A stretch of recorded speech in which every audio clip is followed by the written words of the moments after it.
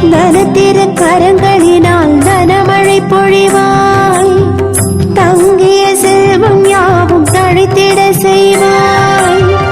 தனத்திரு கரங்களினால் தனமழை பொழிவாய்.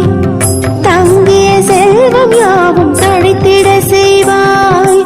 நவயோக நாயகனே நவநிதி அருள்வாய்.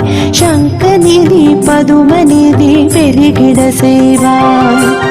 நவயோக நாயகனே நவநிதி அருள்வாய். சங்கநிதி பதுமநிதி பெருகிட செய்வாய். லக்ஷ்மி குபேரா எங்கள் லக்ஷ்மி குபேரா